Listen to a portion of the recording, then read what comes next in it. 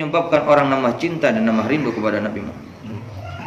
Siapa yang mencari-cari kejelekan Nabi Muhammad? Nggak ada, dicari-cari juga nggak ada, ya. Kecuali orang yang sudah ditutup hatinya dari hidayah Allah Subhanahu Wa Taala, ya. Itu baru, itu juga ngada-ngadain, ya. Sebenarnya tidak ada.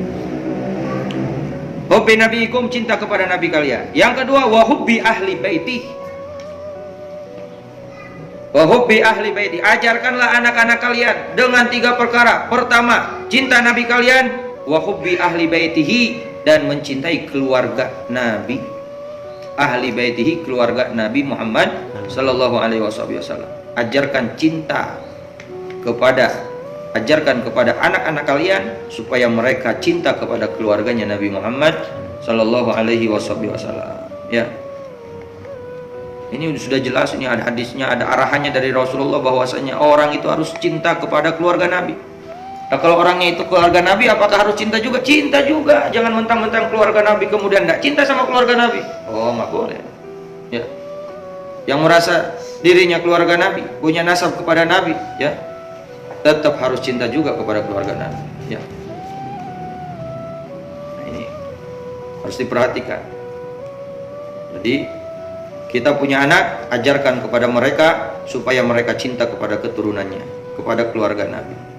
Siapa yang menyuruh? Yang nyuruh keluarganya bukan Rasulullah yang menyuruh. Terus kok sulit mencintai keluarganya Nabi? Cuman di dalam mencintai itu banyak yang harus diperhatikan.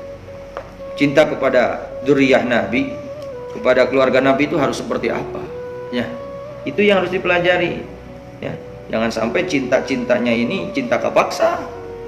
Ya, cinta memaksakan jangan. Jadi cinta kepada keluarga Nabi itu bukan dengan harta, bukan dengan pengorbanan saja, bukan.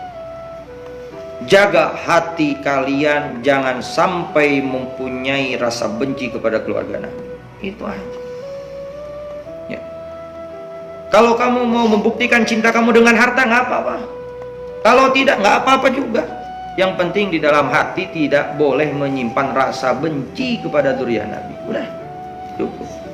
Nah, sebagian awam ya memahami bahwasanya mahabbah, cinta kepada dzurriyyah harus dengan pengorbanan. Apa saja yang dimintanya dikasih, apa saja yang diinginkannya diberikan. Bukan seperti itu. Ya,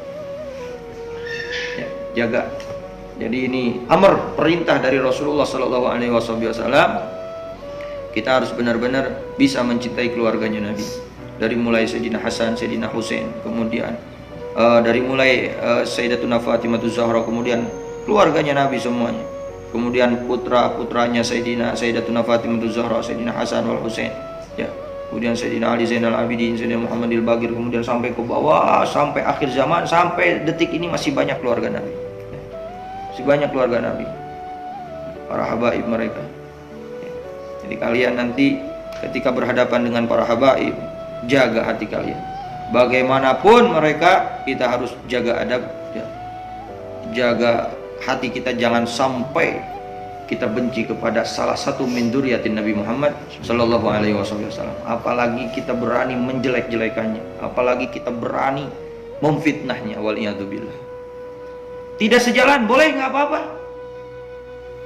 Dzurriyyah Nabi jalannya ini, ente jalannya ini. Bukan berarti beda jalan terus ente harus benci juga sama dzurriyyah Nabi, nggak boleh. Rugi ente. Ya, rugi dunia akhirat. Gimana mau dapatkan syafaat kakeknya, ente benci sama cucunya, gimana coba? Paham tak? Hah? Jadi itu yang dimaksud. Beda jalan, beda organisasi, beda perkumpulan, tidak apa-apa. Ente cinta sama Habib terus ente harus ikut sama Habib, organisasinya, kegiatannya, tidak harus. Yang penting hati ente jangan menyimpan di dalam hati ente benci, ngewa ke para dzurriyyah Nabi. Itu saja. Ente mau di A, mau di golongan A, ya, mau di golongan B, bebas aja. Ya, tidak ada keterpaksaan. Beda jalur, beda jalan, apa-apa. Tapi jaga, ya. Jaga adab kalian terhadap dzurriyyatun Nabi Muhammad sallallahu alaihi wasallam. Insyaallah dunia akhirat bahagia. Ya.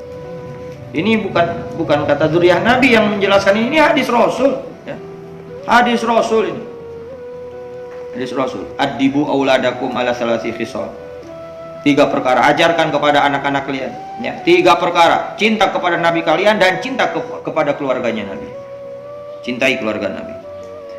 Wa qiraatil Quran, dan yang terakhir ya, 3 perkara yang terakhir ini adalah ajarkan kepada anak-anak kalian supaya cinta kepada membaca Al-Quran, atau ajarkan bacaan Al-Quran.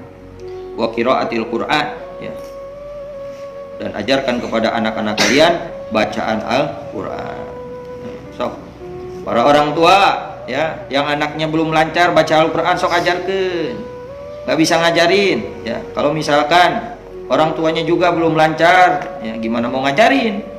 Kumaha tuh, sok titipkan sama ustadz yang ada di kampungnya masing-masing. Titipkan supaya mereka ngaji, masukkan ke sekolahan yang ada ngaji Qur'annya, supaya mereka tahu Al-Quran, tahu baca Al-Quran dengan benar.